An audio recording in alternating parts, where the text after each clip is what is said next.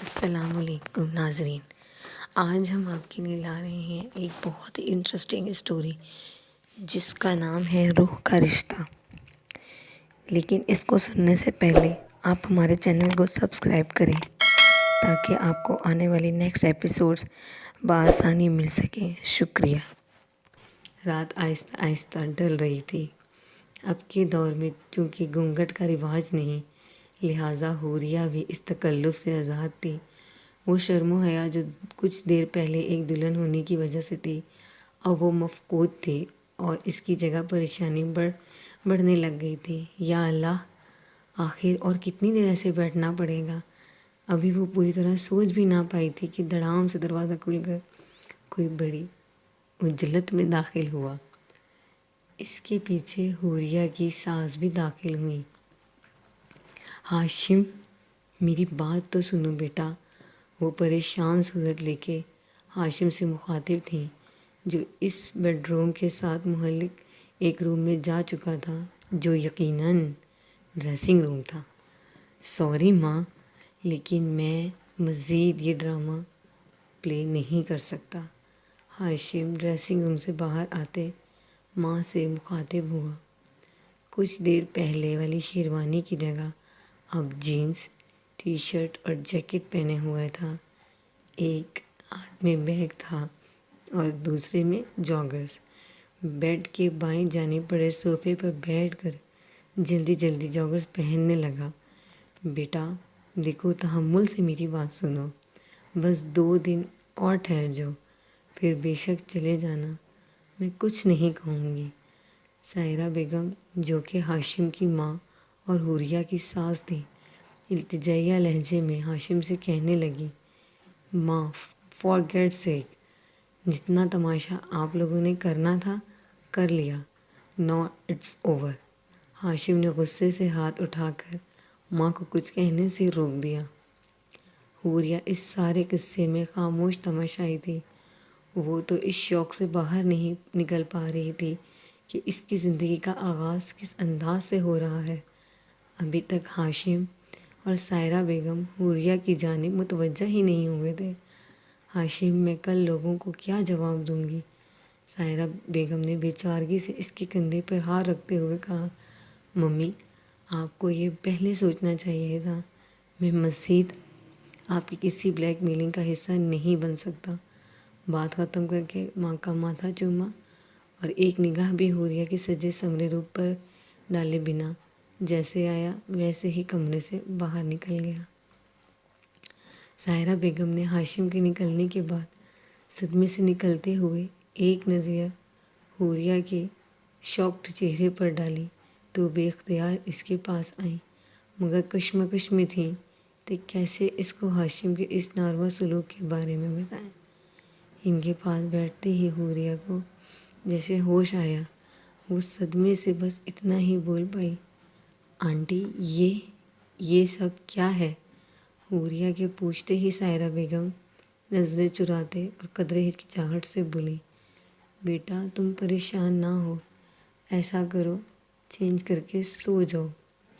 ان کا یہ انداز حوریہ کو بھڑکانے کے لیے کافی تھا۔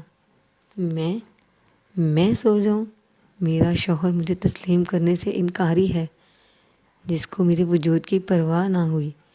مجھے نہیں پتہ یہ سب کیا ہو رہا ہے، میں یہاں کیوں ہوں، اور آپ مجھے سونے کا کہہ رہی ہیں؟ انتہائی بے ربط جملے اس کے لبوں سے ادا ہوئے اور آنکھوں سے آنسو۔ اس کو ابھی تک یقین نہیں آ رہا تھا کہ یہ کیا اور کیوں ہو رہا ہے اس کے ساتھ۔ یکدم چٹانوں کی سی سختی اس کے چہرے پر در آئی۔ بے دردی سے اس نے اپنے آنسو صاف کیے۔ آنٹی، مجھے سچ سچ بتا دیں، اس سب کے بعد اب کسی شک کی گنجائش نہیں کہ یہ شادی ہاشم کی مرضی کے بغیر ہوئی ہے۔ سو اب آپ پلیز مجھ سے کچھ مت چھپائیں۔ جتنی میری زندگی برباد ہونی تھی ہو گئی۔ وہ کس میں انوالو ہیں، اور اگر ہیں تو یہ شادی کیوں کروائی آپ نے؟ میرا اور میرے پیرنٹس کا کیا قصور تھا؟ میری زندگی کیوں برباد کی؟ کچھ مت چھپائیں پلیز۔ وہ ان کا ہاتھ تھامے بے اختیار پھوٹ پھوٹ کر رو پڑی۔ نہیں نہیں بیٹا، ہاشم کسی میں انوالو نہیں ہے ایسا کچھ۔ سائرہ بیگم نے اس کی بات کی تردید کرتے ہوئے کہا، پلیز آنٹی، اب بھی آپ مجھ سے چھپا رہی ہیں۔ ایک بے قصور کی زندگی برباد کر کے آپ اپنے بیٹے کا پردہ رکھ رہی ہیں۔ حوریہ نے بے اختیار ان کی بات کاٹ کر غصے اور رنجیدگی سے کہا، بیٹا میں جانتی ہوں تم کس کیفیت سے گزر رہی ہو، مگر میرا یقین کرو وہ بات نہیں ہے جو تم سوچ رہی ہو۔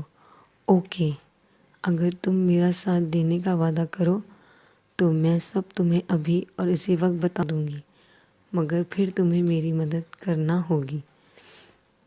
سائرہ بیگم نے فیصلہ کن انداز میں کہا، آنٹی یہ تو اس وجہ پر منحصر ہے، مگر مجھے بہت دکھ ہے کہ آپ نے کسی کی بیٹی اپنے بیٹے کے لیے برباد کر دی۔ حوریہ ابھی بھی بے یقین تھی کہ ہاشم کی اس حرکت کے پیچھے کسی لڑکی کا معاملہ نہیں ہے۔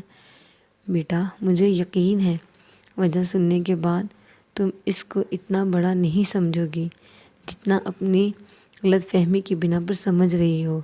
سائرہ بیگم نے ہلکا سا مسکراتے ہوئے اس کے چہرے پہ ہاتھ رکھا، آپ پلیز مجھے بتائیں۔ صبح اٹھ کر اپنے سر کو دباتے حوریہ نے دل میں مصمم ارادہ کیا کہ اس کو اپنے اور ہاشم کے رشتے کو ایک چانس دینا ہے، اور پھر آخر ایک لڑکی کی زندگی میں سمجھوتے کے علاوہ ہوتا ہی کیا ہے۔ مگر اس نے یہ بھی سوچا خود کو گرانا بھی نہیں کہ اپنی نظروں میں پھر اٹھ نہ سکے۔ ایسے باوقار طریقے سے اس کو اپنی طرف لانا ہے کہ شرمندگی کا زیادہ مارجن اس کے حصے میں آئے۔ ابھی یہ سوچ ہی رہی تھی، دروازے پر نوک ہوا۔ یس کم ان۔ سائرہ بیگم مسکراتے چہرے کے ساتھ کمرے میں داخل ہوئی۔ السلام علیکم۔ ان کو دیکھتے ساتھ ہی حوریہ مسکراتے چہرے کے ساتھ ان کی جانب بڑھی۔ انہوں نے اسے ہاتھ لگا کر ڈھیروں دعائیں دی۔ اب میری بیٹی ٹھیک ہے نا؟ انہوں نے تشویش سے اس کا چہرہ دونوں ہاتھوں میں تھاما۔ جی میں بالکل ٹھیک ہوں، اس نے مسکراتے ہوئے انہیں تسلی دی۔ شکر ہے، میں رات بہت پریشان رہی، انہیں تفکر میں کہا۔ آنٹی آپ فکر نہ کریں، ہم جلد ہی اس کا حل نکال لیں گے۔ بیٹا میں تمہارا کیسے شکریہ ادا کروں، تم نے میرا مان رکھ لیا۔ پلیز آپ آئندہ کوئی شکریہ والی بات نہیں کریں گی۔ حوریہ نے ان کو اس تکلیف سے نکالنا چاہا جو ہاشم نے دی تھی۔ تم آج سے مجھے ممی کہہ سکتی ہو، اور اب جلدی سے نیچے آ جاؤ، سب ناشتے پہ تمہارا انتظار کر رہے ہیں۔ جی ممی۔ ناشتے کے فوراً بعد حوریہ کے پیرنٹس ملنے آ گئے۔ بیٹا مجھے تو جب سے ہاشم کے جانے کا پتہ چلا میں تو پریشان ہو گئی تھی، حوریہ کی والدہ نے تشویش سے کہا۔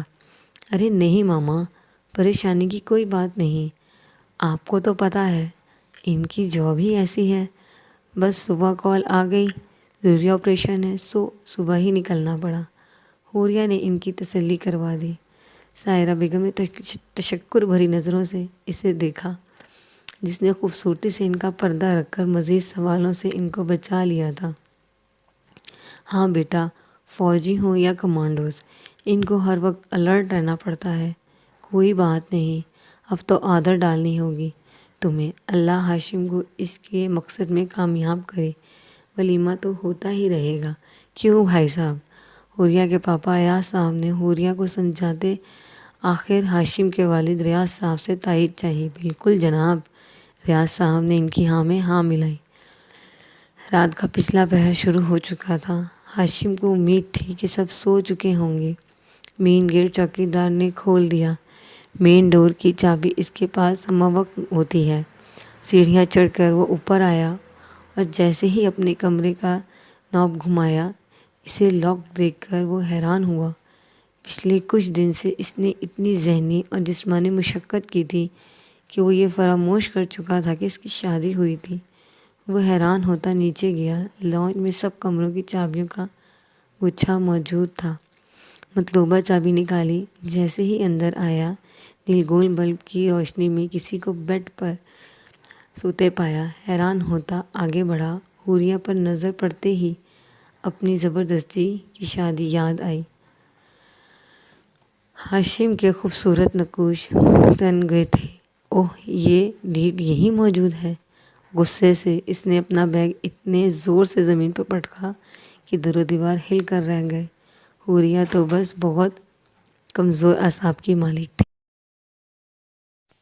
نیکسٹ ایپیسوڈ میں کیا ہاشم حوریہ کو اپنائے گا یا حوریہ ہاشم کو معاف کر دے گی؟ ان سب کو جاننے کے لیے آپ کو ہمارے چینل کو سبسکرائب کرنا پڑے گا تاکہ نیکسٹ ایپیسوڈ آپ کو بآسانی مل سکے۔ اگلی ایپیسوڈ تک کے لیے اللہ حافظ۔ اللہ آپ کا نگہبان۔